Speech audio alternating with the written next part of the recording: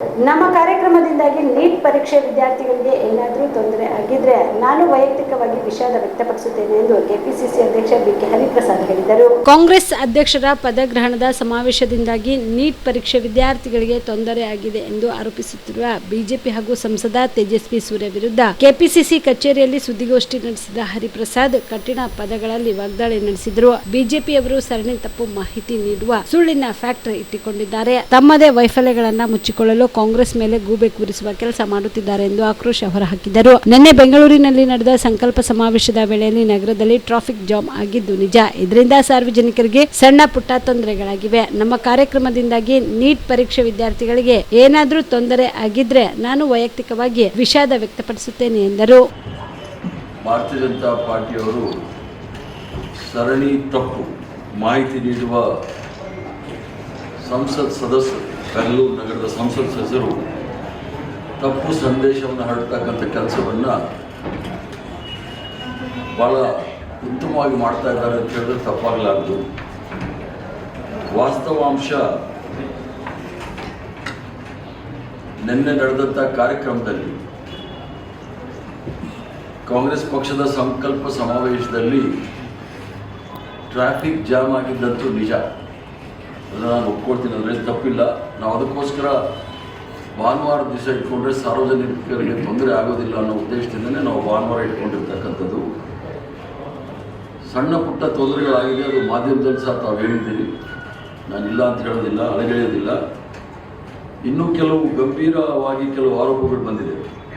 ಆ ನೀಟ್ ಪರೀಕ್ಷೆಯಲ್ಲಿ ಕೆಲವು ವಿದ್ಯಾರ್ಥಿಗಳು ಟ್ರಾಫಿಕ್ ಸಮಸ್ಯೆಯಿಂದ 2-3 ವಿದ್ಯಾರ್ಥಿಗಳು ಪರೀಕ್ಷೆಗೆ ಹಾಜರಾಗದೆ ಉಳಿದಿದ್ದಾರೆ ಎಂದು ನಾನು ನೋಡಿದೆ. ಈ ಕಾರ್ಯಕ್ರಮದ ಇಂಥ ಪ್ರಮಾದ ನಡೆದಿದೆ ಅಂತ ಯಾವುದಾದ್ರೂ ವಿದ್ಯಾರ್ಥಿಗಳು ವಿದ್ಯಾರ್ಥಿನಿಗಳು ಈ ಕಾರ್ಯಕ್ರಮದಿಂದ ಅವ್ರಿಗೇನಾದರೂ ತೊಂದರೆ ಆಗಿ ಪರೀಕ್ಷೆಯಲ್ಲಿ ಅವರು ಹಾಜರಾಗಲಿಲ್ಲ ಅನ್ನೋದಿದ್ದರೆ ನಾನು ಭಾಳ ಆಳವಾಗಿ ಅದನ್ನು ವಿಷಾದ ವ್ಯಕ್ತಪಡಿಸ್ತೇನೆ. ಆ ವಿಷಾದ ವ್ಯಕ್ತಪಡಿಸೋದ್ರಲ್ಲಿ ನಮಗೇನು ಇದಿಲ್ಲ. ಇದಕ್ಕೆ ನಾವು ಮುಂಜಾಗ್ರತೆ ಕ್ರಮ ತೆಗೆದುಕೊಳ್ಳೋದ್ರಲ್ಲಿ ನಾವೆಲ್ಲ ಪೊಲೀಸ್ ಅಧಿಕಾರಿಗಳಿಗೆ ಮತ್ತು ನಮ್ಮ ಕಾಂಗ್ರೆಸ್ ಸೇವಾದಳದ ಕಾರ್ಯಕರ್ತರಿಗೆ ಭಾಳ ಸ್ಪಷ್ಟವಾಗಿ ನಾವು ಕೆಲವು ನಿರ್ದೇಶನ ಕೊಟ್ಟಿದ್ವಿ. ಪೊಲೀಸ್ ಅಧಿಕಾರಿಗಳಲ್ಲಿ ನಾವು ಚರ್ಚೆ ಮಾಡಿ ಯಾವ ರೀತಿ ನಾವು ಈ ಕಾರ್ಯಕ್ರಮವನ್ನು ಮಾಡಬೇಕು ಅನ್ನೋದು ಸಹ ವಿವರವಾಗಿ ಹೇಳಿದ್ವಿ. ನೀಟ್ ಪರೀಕ್ಷೆ ಪ್ರಾರಂಭ ಆಗಿದ್ದು 1:30-2:30 ಸಮಯದಲ್ಲಿ ನಾವೆಲ್ಲ ಬಸ್ಗಳು ಸಹ 10:30 ಒಳಗಡೆ ಪ್ಯಾಲೇಸ್ ಮೈದಾನದಲ್ಲಿ ಬಂದು ಸೇರಿಕೊಂಡಿತ್ತು.